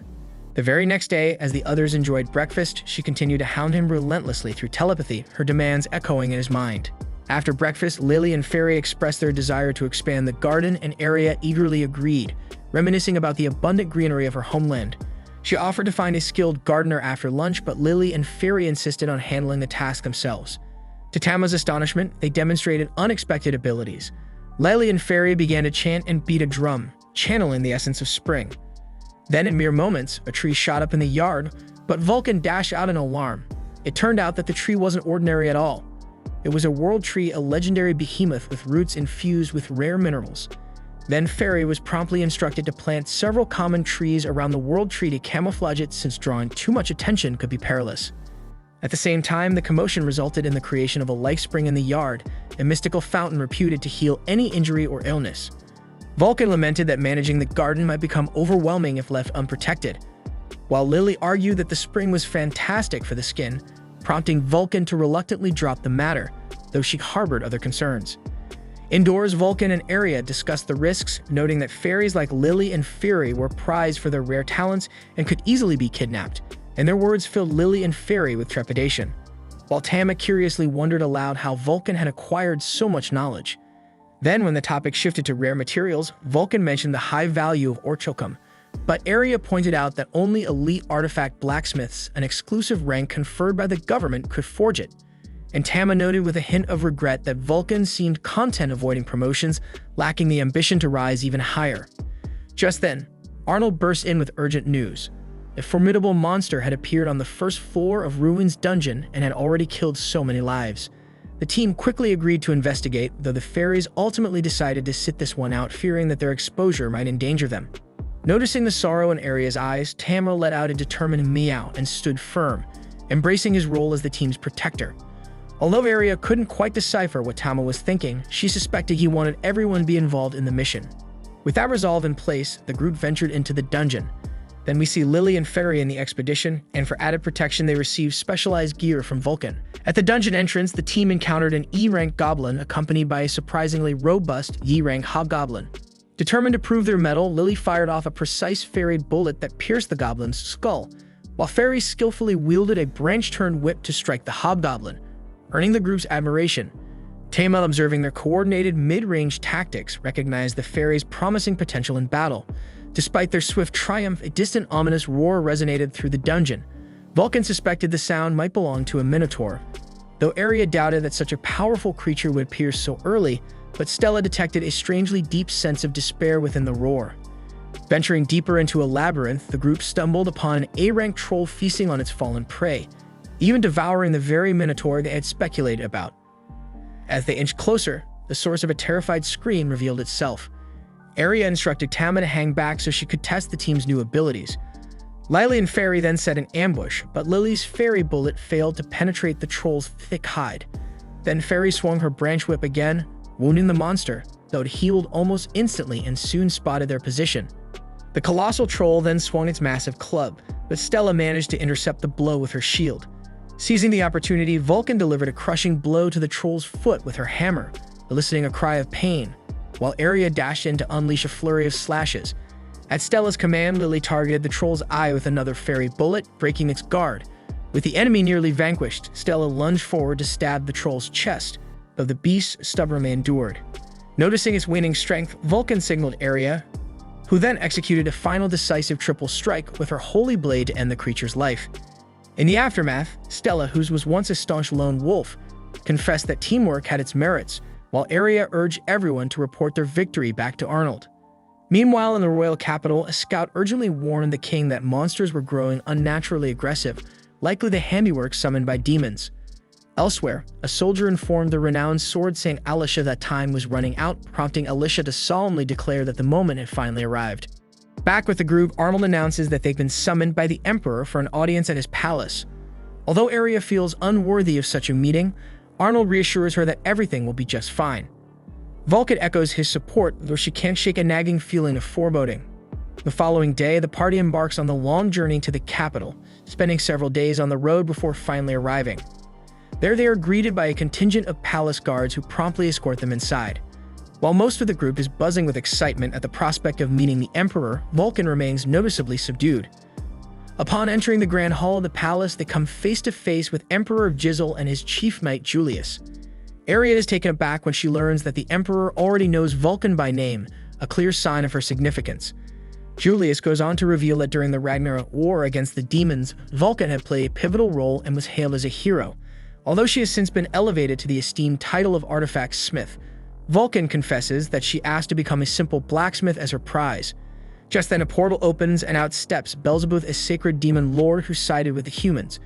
When Aria grows nervous at the sight of him, Beelzebub cuts her off by reading her mind, prompting Julius to scold her for such behavior.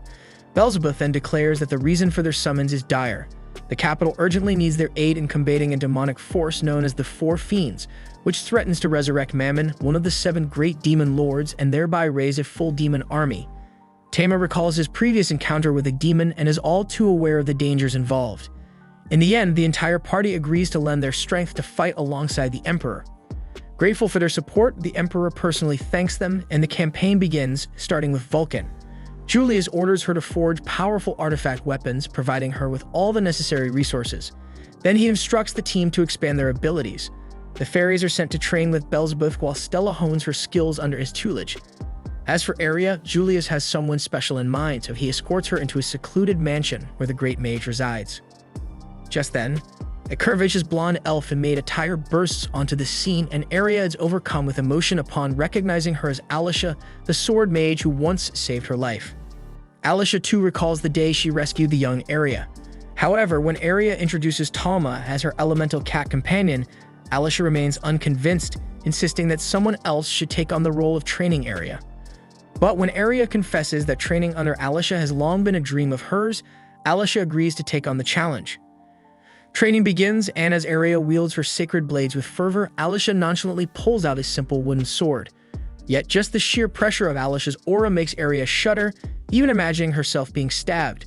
Summoning every bit of courage, Aria launches a full-on attack. Alicia easily dodges, but then declares with a smile that Aria has passed her test because only the brave deserve to be trained by her.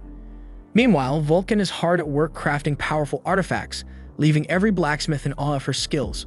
Over in another corner, the fairies train under Beelzebub, who orders them to read books, though the demon can clearly sense the immense mana each fairy possesses.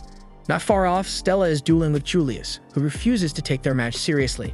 Despite her raw dragon strength, Julius easily trips Stella to the ground and scolds her for not using her head. Back with Aria, Alicia tells her it's time to take a break. At that moment, Vulcan pops up and gives Alicia a warm hug as old friends reunited. Aria can't help but point out how close they are. So Alicia confides that they first met when her master, the Great Mage, took her in. Suddenly, Alicia starts getting a bit loony, babbling about the Great Mage, and his majestic presence even had her squealing with admiration, just before pulling Aria aside to gossip more about him right there in the bath. Later on, they all take a communal bath together. In a moment that shocks everyone, Beelzebub announces that both she and Alicia are the wives of the Great Mage, and that revelation leaves everyone in shock.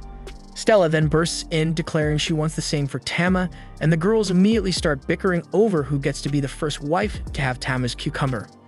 At dinner, the group enjoys a hamburger steak prepared by Alicia, who shares that the recipe was imparted to her by the Great Mage, hailing from a mysterious land known as Japan that practically no one knows about. That night, while everyone was fast asleep, Tama took a solitary stroll, and suddenly Alicia appeared beside him.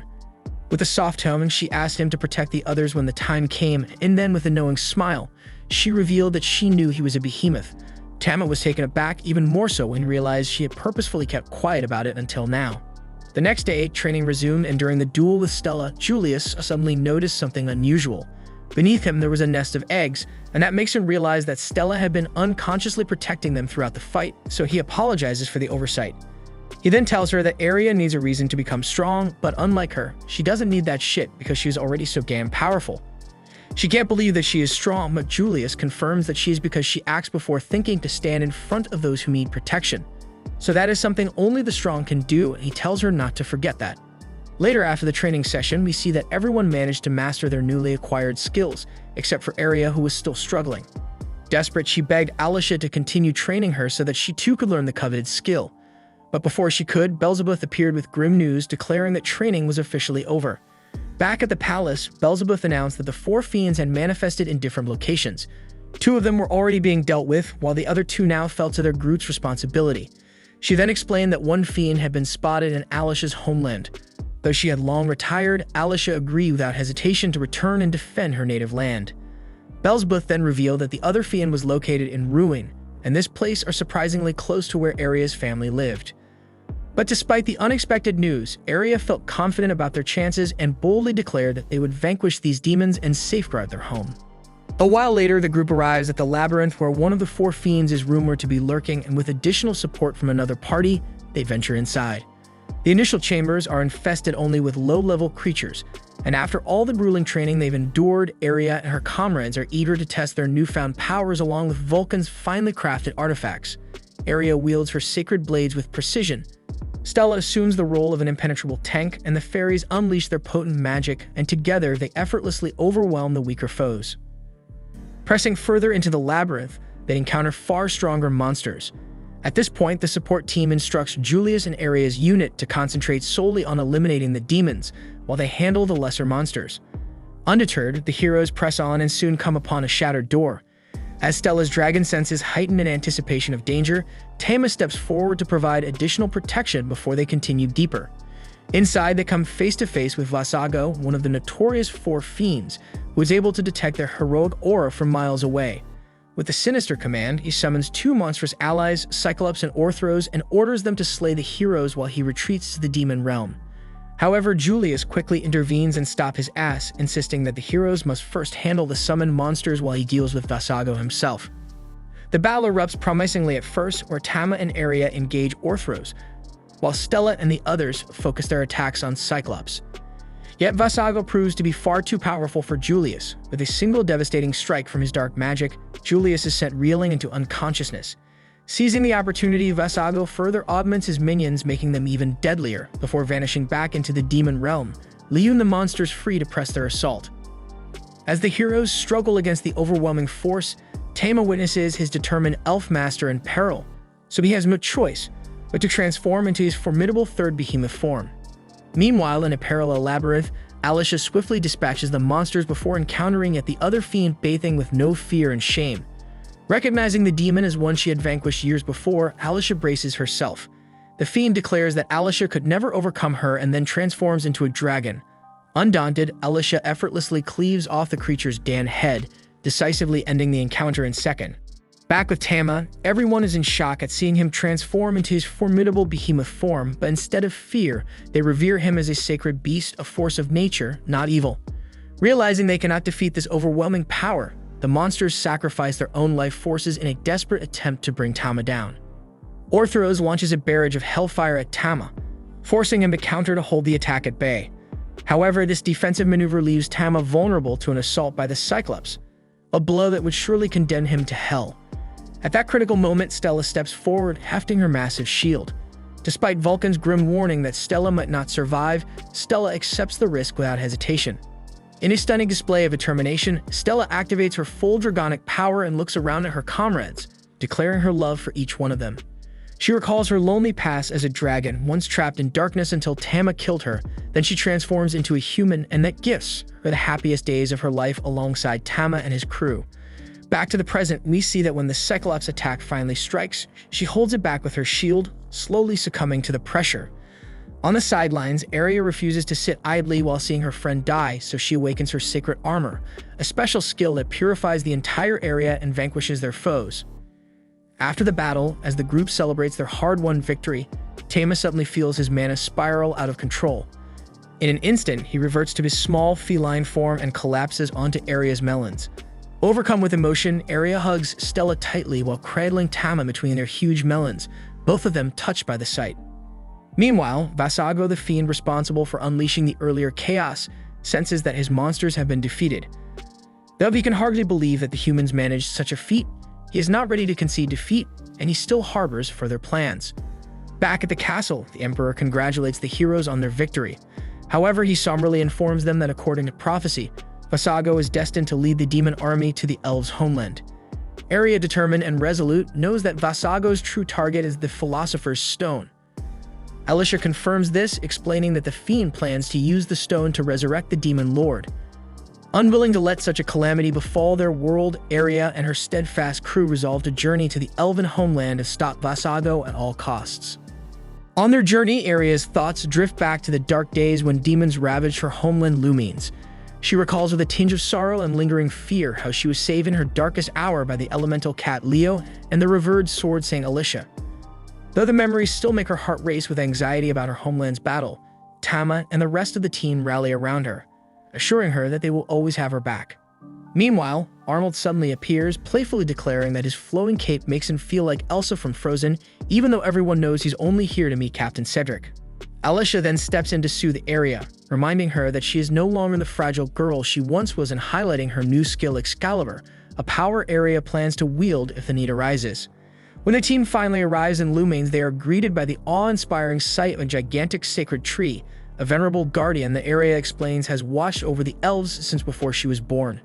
Soon after, the chief of the elves, Elvin, warmly welcomes Area and her comrades. He expresses deep gratitude to Alicia for once having saved them, though Alicia quickly redirects the conversation to focus on the pressing matter of fortifying the village's defenses.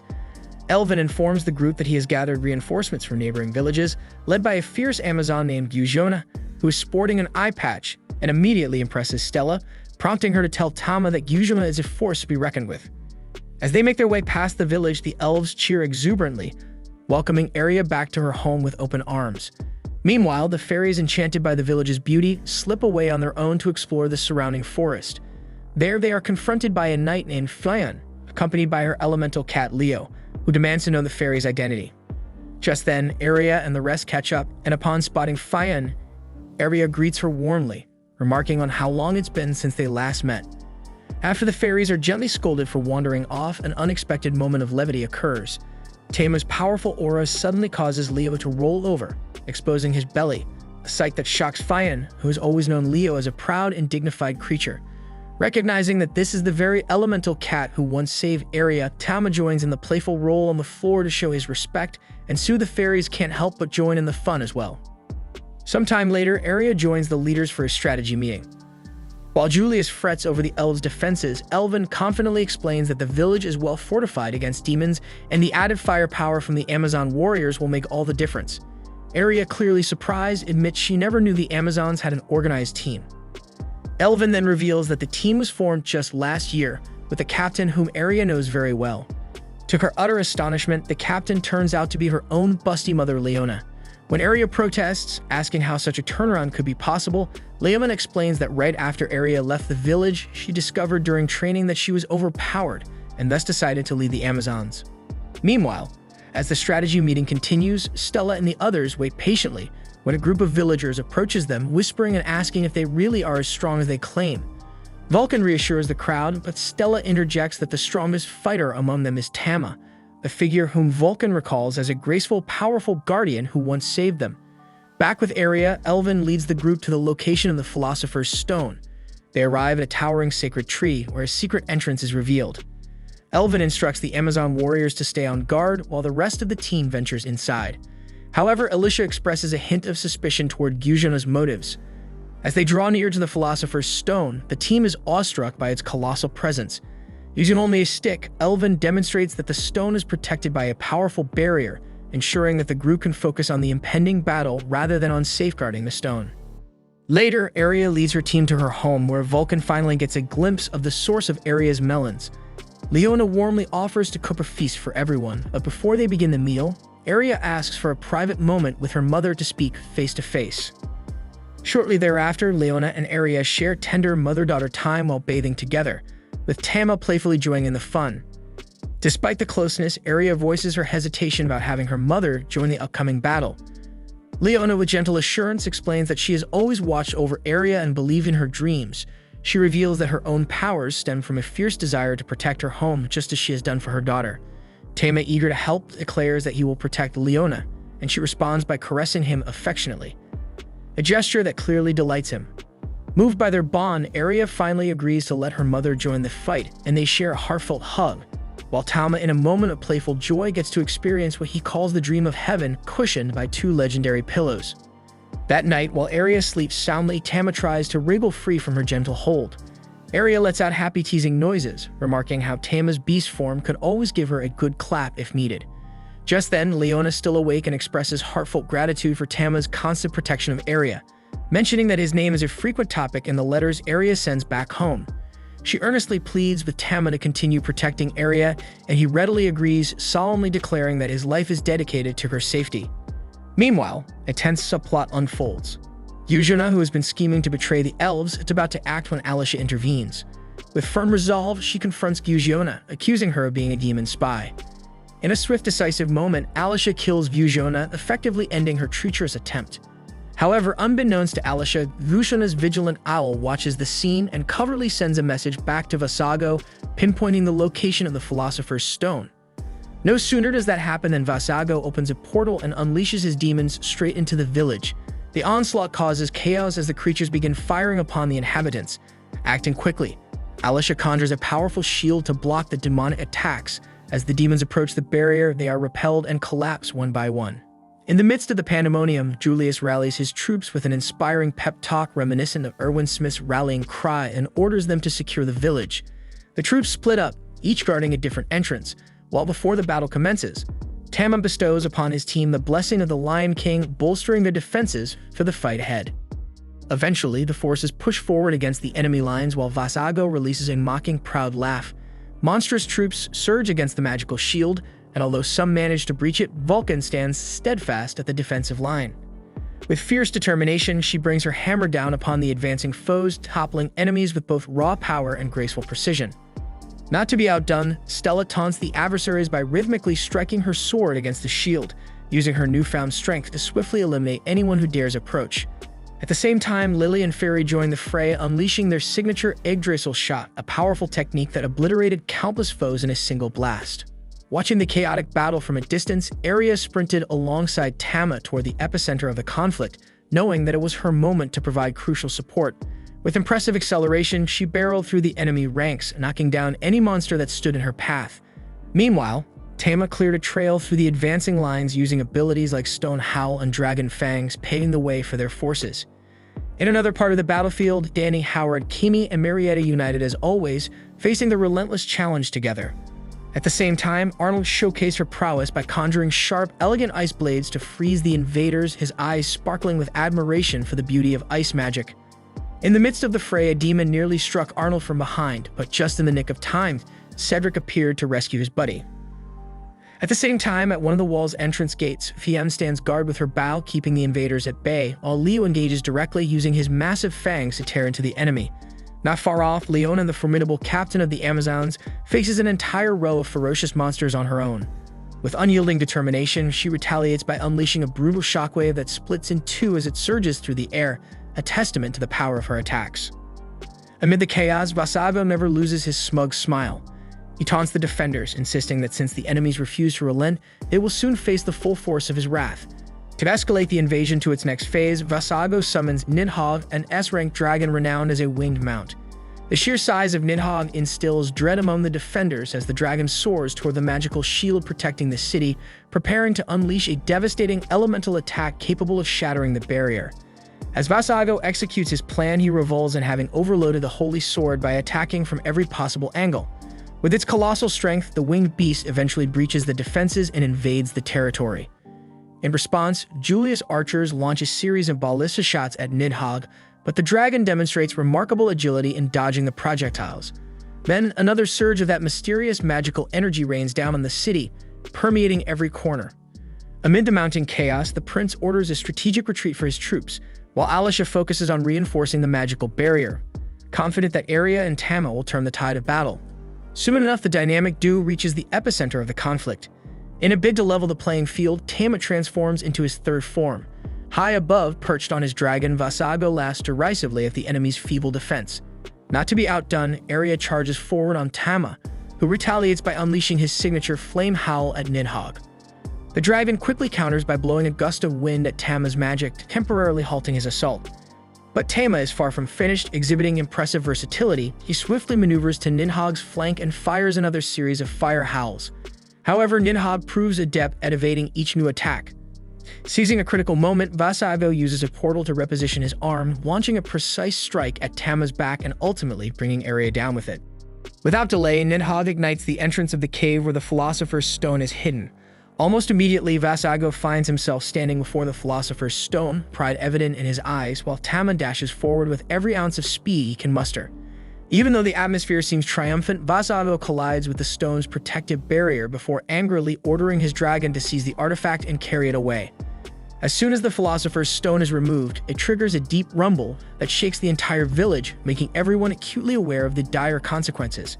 The huge sacred tree at the village's heart trembles as its leaves flutter, and the combatants watch in disbelief, while Elvin laments that the natural balance is being irreparably disturbed. Inside the cave, amidst the chaos and imminent collapse, Arya and Tama struggle desperately to hold their ground. Determined, Arya demands the return of the Philosopher's Stone, prompting Tama to charge forward amid the danger to confront Vasago. In response, Vasago refuses to back down and commands Nidhogg to counterattack. The dragon unleashes a torrent of breath upon the cave wall, intensifying the landslide. Yet amid this fury, Arya seizes a fleeting opportunity. Using the falling rocks as a makeshift boost, she vaults herself onto the winged beast and plunges her dagger deep into Nidhogg's tail. Soon enough, Nidhogg manages to escape the crumbling cave and soars back into the open sky. Not wasting a moment, Vasago opens a portal back to the demonic world, eager to reunite with the resurrected King Mammon. He knows that if he crosses through, all hope for Lumane's village will be lost, and that is a fate Arya is determined to prevent. Clinging steadfastly to Nidhogg's tail, she refuses to let go. Tama appears right behind her, ready to launch another fiery assault, but he quickly realizes that his master is holding on too tightly, making it impossible to strike without harming her. Noticing this hesitation, Vasago grins wickedly, pleased that Tama isn't attacking while Arya is still beside him, and orders Nidhogg to launch yet another offensive. In a relentless display, Nidhogg fires its energy until it connects with its target. At that moment, Arya fears that disaster has struck. Vasago boasts arrogantly, declaring the war won without even meaning the beast's further intervention. However, just as hope seems lost, Tama rises like a phoenix from the ashes, resolute and determined to give his life if it means protecting his master. At the same time, everyone on the ground watches the aerial battle in tense silence, trembling at the thought that one of the 4 demonic lords might breach the portal. As Vasago nears his destination, his mocking laughter grows louder, yet he never anticipated that Arya would skillfully climb up the tail of the Nidhogg to get close. With an air of superiority, he orders her to step back and enjoy a front-row seat to the return of the Dark King. But Arya, fiery and resolute, refuses to back down. She counters, admitting that on her own she has no chance. Yet with her allies by her side, victory is within reach. In a bold move, Arya leaps from Nidhogg's tail and drifts through the air, leaving Vasago momentarily dumbfounded by her audacity. Seizing the moment, Tama unleashes his powerful flame howl. In retaliation, Nidhogg counters with a barrage of its own fiery breath, and the two engage in a deadly duel that tests the very limits of their strength. Although Vasago appears supremely confident, Tama channels his power with such intensity that he pushes back Nidhogg's assault. Riding this surge of advantage, Arya strikes with the might of Excalibur, delivering a blow so forceful that his radiant glow lights up the battlefield from afar. Vasago roars in defiance, proclaiming that he will not be stopped by a mere girl and her cat, but it is too late because his form slowly begins to fade away under the overwhelming might of their combined power. With the fall of the Infernal Lord, the portal snaps shut and his minions retreat in disarray. As Arya tumbles toward the ground, Tama rushes to her rescue, ensuring she lands safely on his back. Breathing a sigh of relief, Arya declares that she knew her night would come. Not long after, Vasago's magical core plummets from the sky and Tama snatches it up to keep it in sight. Realizing that the war has finally come to an end, the warriors break into celebration. Alicia and Julius watch, impressed and nostalgic, as Arya and Tama soar together, a scene reminiscent of the legendary First Hero and the Sacred Beast. That night, the warriors gather for a huge feast in honor of their mission's success and the safety of Lumine's village. Early in the celebration, Arnold makes a point to approach the heroes of the night, extolling their incredible feats. Cedricus too admits that he couldn't have endured even half of what Arya and Tama withstood during the battle. In another corner of the celebration, Vulcan and Howard engage in a friendly contest to see who can down the most mugs of drink. Surprisingly, the diminutive participant outpaces the bigger one, much to everyone's amusement. Nearby, the famous Stella catches the eye of Prince Julius, who boldly invites her to join the Imperial Army if she wishes to feast to her heart's content. Even before she can answer, he seems to already know her response, convinced that her formidable strength would be a tremendous asset, though ultimately such power would never truly serve the Empire's ranks. Meanwhile, Lily and Fairy share a laugh at a nearby table when suddenly Beelzebub reappears to commend the efforts of the Dryad and the Fairy. Not content with mere praise, she conjures an enormous banquet of food atop a long table, inviting the fairies to dive in whenever they please. Soon after, the authorities of Clariel formally honor Arya and Tama for their heroic deeds, pausing the festivities as the crowd listens and applauds the legendary duo. Beelzebub marvels that no one ever expected a girl who once fought using whatever she had to become so essential, while Alicia declares that their achievements deserve heroic titles. With flair, Alicia personally christens them as Sacred Blade and Sacred Beast, symbolizing the intimate connection between the sword and the fangs that represent their strength. Overwhelmed by the honor, Aria breaks down in tears, remembering how Alicia had been her childhood idol. Then Aria's mother appears to offer tender support, and Aria vows to live up to the new title for as long as she draws breath. The entire feast soon becomes a jubilant celebration in the name of the heroes of Lumine's village. The following day in Ruin, as another grand celebration unfolds, Tama reflects on how quickly news of the Lumine's village war has spread, news of one of the 4 demonic titans attempting to revive Mammon. Shaking off the grim reminder, Tama is struck by the transformation his master underwent, rising from a D-rank adventurer to a celebrated heroine purely through her unwavering commitment to helping those in need, or so the cat observes. Yet even amid this festive atmosphere, Tama is all too aware that their journey is only just beginning. Day by day, he and his master will traverse the world, facing new challenges together. And for Tama, this is the life he cherishes, serving as the loyal cat companion to an elf whose secret S-rank prowess continues to inspire awe. This was the final episode. Subscribe for more anime recaps.